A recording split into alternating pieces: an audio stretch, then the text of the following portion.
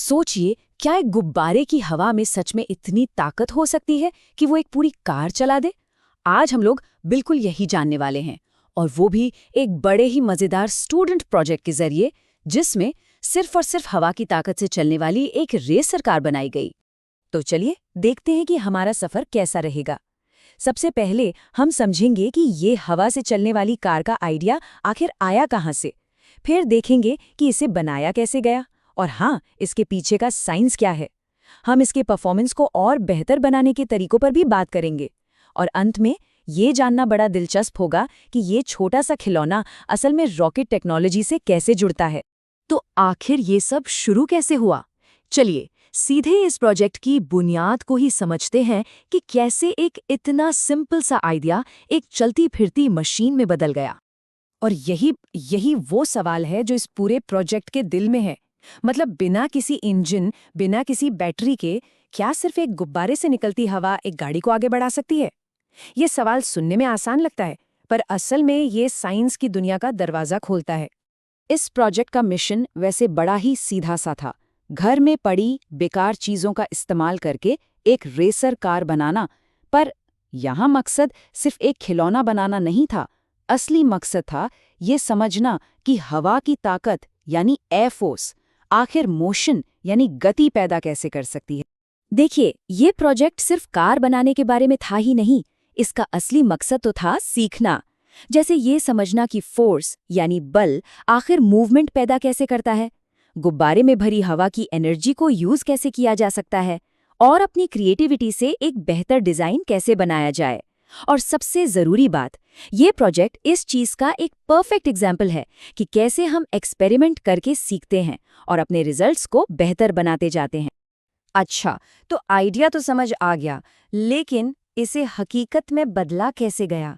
चलिए अब जरा इस रेसर को बनाने के प्रोसेस पर भी एक नजर डालते हैं। और इस प्रोजेक्ट की सबसे खूबसूरत बात है इसकी सिंप्लिसिटी। कार्डबोर्ड, बोतल के ढक्कन, एक सिंपल सा स्ट्रॉ और एक गुब्बारा, ये ऐसी चीजें हैं जो लगभग हर घर में आराम से मिल जाती हैं। और यही चीज साबित करती है कि साइंस सीखने के लिए कोई महंगी लैब की जरूरत नहीं होती। और इसे बनाने का प्रोसेस भी उतना ही आसान है। सबसे पहले एक कार्डबोर्ड का बेस काटा गया, फिर उसमें एक्सल यानी धुरी के लिए जगह बनाई गई, जिन पर बोतल के ढक्कन व्हील्स की तरह फिट कर दिए गए। इसके बाद बेस के ऊपर एक स्ट्रॉ को टेप से चिपकाया गया और उसके एक सिरे पर गुब्बारा लगा दिया। बस इतना ही। गुब्बारे में हवा भरिए और रेसर दौड़ने के लिए बिल्कुल तैयार है। चलो, कार तो बन गई, लेकिन असली सवाल, ये चलती कैसे है? इसके पीछे आखिर कौन सा साइंस काम कर रहा है? अब वक्त है इस मूवमेंट के पीछे के क्यों को समझने का। इस पूरे प्रोजेक्ट का राज सिर्फ एक चीज में छिपा है, एयरफोर्स यानी हवा की ताकत। सोच के देखिए, जब गुब्बारे से हवा तेजी से बाहर निकलती है तो वो एक पुश, एक धक्का पैदा करती है, और बस यही धक्का कार को आगे बढ़ा देता है।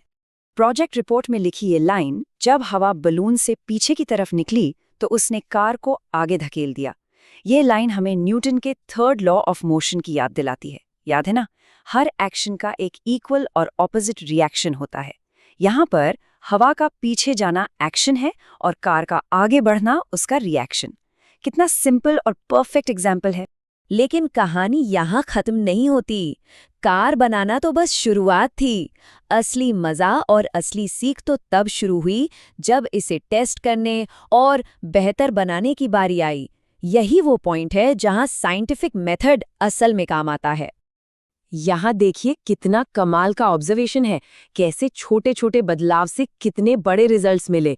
जैसे जब एक बड़ा गुब्बारा यूज किया तो कार और ज्यादा दूर तक गई, जब कार का वजन कम किया तो वो और तेज दौड़ी, और चौड़ी स्ट्रॉ लगाने से हवा और भी तेजी से निकली।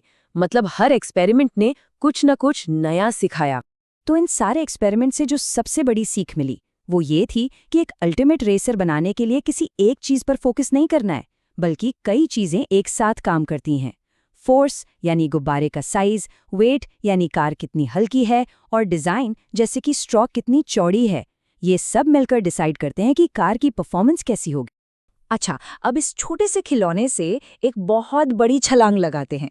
क्या विश्वास होगा कि जिस प्रिंसिपल पर ये मामूली सी कार चलती है, ठीक उसी प्रिंसिपल पर दुनिया की सबसे पावरफुल मशीनें जैसे कि रॉकेट्स और जेट इंजन भी काम करते हैं? हाँ, ये सुनने में थोड़ा अजीब जरूर लग सकता है, लेकिन ये बिल्कुल सच है।